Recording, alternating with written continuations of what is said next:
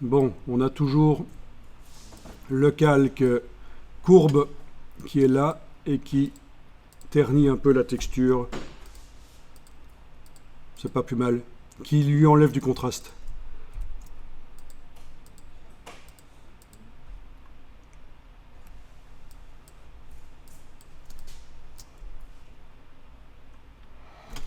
Bon, ben, ça peut être assez réaliste et vous pouvez toujours aussi aller sur la partie gauche ici de la texture, faire des tests.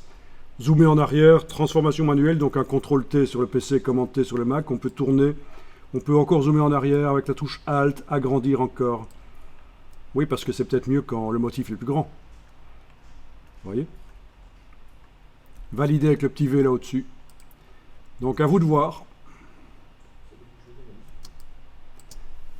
Donc voilà une solution. On a utilisé un travail existant pour modifier un autre. Il a fallu mettre à jour le masque et les deux calques de lumière et d'ombre.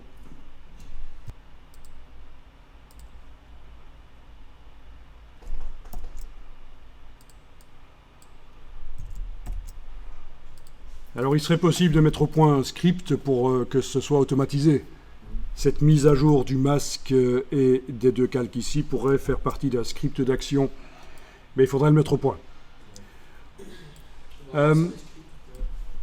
Donc l'info sur les scripts pour faire ce système-là, vous allez la voir.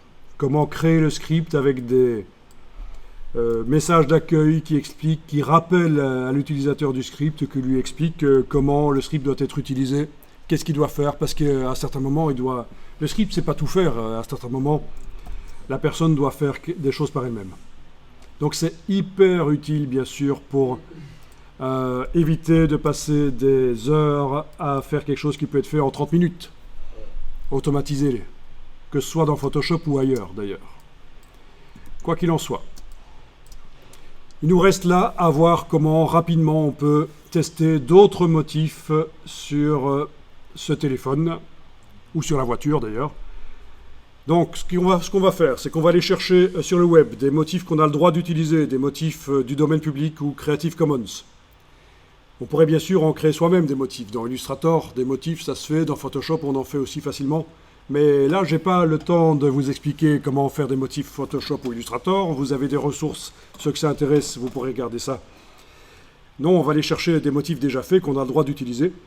On va le multiplier plusieurs fois. 5 fois en largeur, 5 fois en hauteur. Il va être répété donc 25 fois.